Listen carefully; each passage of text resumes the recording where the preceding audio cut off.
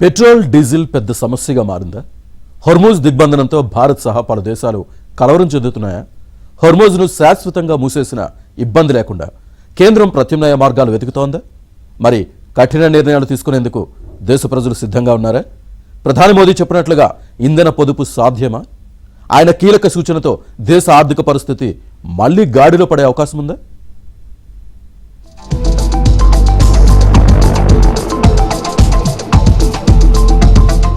Petrol diesel ధరలు పెరగబోతున్నాయా?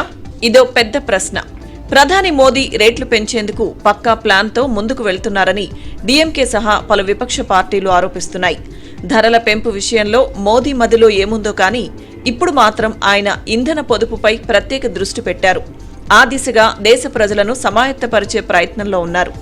యుద్ధాలతో ప్రపంచవ్యాప్తంగా ఆహారం, ఇంధనం, ఎరువుల ధరలు ఆకాశాన్నంటాయని, భారత్ పైన తీవ్ర ప్రభావం పడుతోందని, ఈ తరుణంలో దేశం కోసం మనందరం కొన్ని నిర్ణయాలు తీసుకోవాలని ప్రధాని మోదీ పిలుపునిచ్చారు. साथियों, भारत के पास बड़े बड़े तेल के कुएं नहीं है.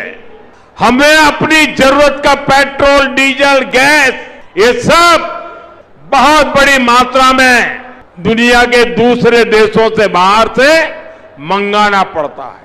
युद्ध की वजह से पूरी दुनिया में पेट्रोल, डीजल, गैस और फर्टिलाइजर के दाम बहुत अधिक बढ़ चुके हैं, आसमान को भी पार कर गए हैं. अड़ोस पड़ोस में देशों में क्या हाल है वो तो अखबारों में आता है. भारत सरकार इस युद्ध के पिछले 2 महीनों से देशवासियों को इस संकट से बचाने के लिए लगातार प्रयास कर रही है.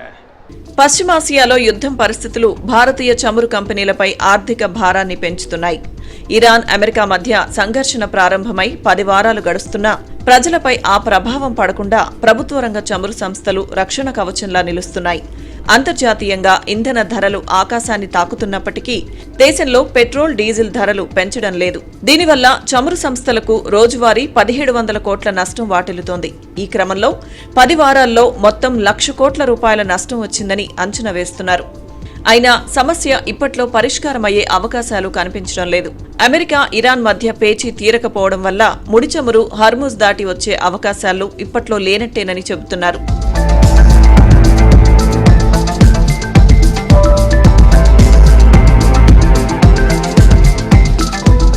ప్రపంచంలో ఎక్కడ ఏ యుద్ధం జరిగినా దాని ప్రభావం మన దేశీయ చమురు రంగంపై పడుతోంది. వాటిపై ఆధారపడే వ్యాపారాలు, వ్యవస్థలు దెబ్బతింటాయి. విమాన టికెట్లు, కూరగాయల ధరలు, క్యాబ్ ఛార్జీలు, చివరకు ఆన్లైన్ డెలివరీ ఛార్జీలు కూడా ఖరీదైనవిగా మారుతాయి. అందుకే ఇంధనం ఆదా చేసే ప్రక్రియకు తెరతీయాలని ప్రధాని మోదీ సూచిస్తున్నారు. పెట్రోల్, డీజిల్ వినియోగాన్ని తగ్గించాలని, మెట్రో రైల్ సౌకర్యం ఉన్న నగరాల్లో ప్రజలు దాన్ని వినియోగించుకోవాలని ఆయన చెబుతున్నారు. కార్లో వెళ్లాల్సి వస్తే కార్ ఫుల్ చేసి ఇతరులను తీసుకువెళ్లాలని సూచించారు.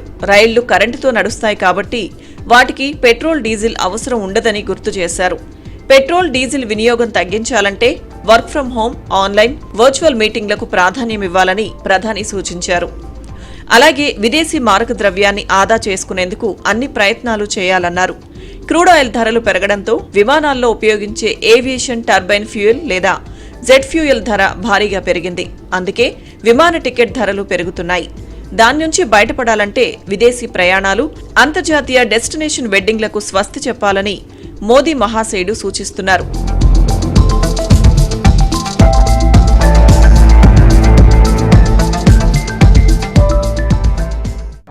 ఈ సలహా ఎంతవరకు ఆచరణ సాధ్యం అంటే ఐ డౌట్. ఎందుకంటే ఒక 30 ఏళ్ళు వెనక్కి వెళ్ళాలి సలహాలన్నీ పాటించాలంటే. వర్క్ ఫ్రం హోమ్ సరే, అది ఏ కంపెనీలు ఎలా చేస్తాయి లేదనేది ఒకటి. ఈరోజు పెట్రోల్, డీజిల్ వినియోగం తగ్గించడం అంటే అంత ఈజీ కాదు. స్విగ్గీ, జొమాటో లాంటివి చాలా వచ్చేసింది. వాళ్ళ బైకులు ఇవన్నీ తిరిగే వాళ్ళు సప్లై చేసే గిగ్ వర్కర్స్. అలాగే పెట్రోల్, డీజిల్ లేకుండా ఎకానమీ నడిచే పరిస్థితి. ఎందుకంటే పబ్లిక్ ట్రాన్స్పోర్ట్ వాడమన్నారు మోడీ గారు. కానీ గత సంస్కరణల కాలంలో, గత 40 సంవత్సరాల కాలంలో పబ్లిక్ ట్రాన్స్పోర్ట్ ధ్వంసం అయిపోయి ప్రైవేట్ ట్రాన్స్పోర్ట్ పెరిగిపోయింది. కార్లు, బైకులు ఇవన్నీ పెరిగినాయి. దానికోసమే పెద్ద పెద్ద హైవేలు తెచ్చారు. కార్ల కంపెనీల కార్లు అమ్ముకోవటం కోసమే అన్నట్లుగా పెద్ద పెద్ద హైవేలు దేశం అంతా ఎక్కడ చూసినా 6 lanes, 4 lanes అంతకంటే పెద్దవి కూడా హైవేలు వచ్చినాయి.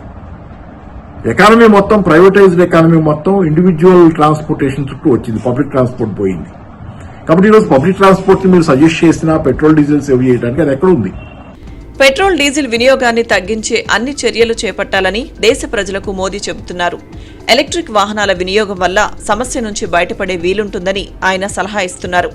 మోదీ ఇలా అన్ని వైపుల నుంచి నరుక్కు రావడానికి దీర్ఘకాలిక ప్రయోజనం పరమావధిగా ఉందని భావించారు. ఒకవేళ యుద్ధం సుదీర్ఘకాలం సాగితే చమురు సరఫరాకు శాశ్వత ఇబ్బందులు తప్పకపోవచ్చు. ఇప్పటికే 100 కోట్ల పీపాల చమురు వృధా అయిందని తేలిపోయింది. ఇంకెంత వృధా అవుతుందో చెప్పలేము. అందుకే చమురు అవసరాలు తగ్గించి ప్రత్యామ్నాయ ఇంధన వనరుల వినియోగాన్ని జనానికి అలవాటు చేయాలని మోదీ సంకల్పించారు. ఆ దిశగానే సలహాలు, సూచనలు ఇస్తున్నారు.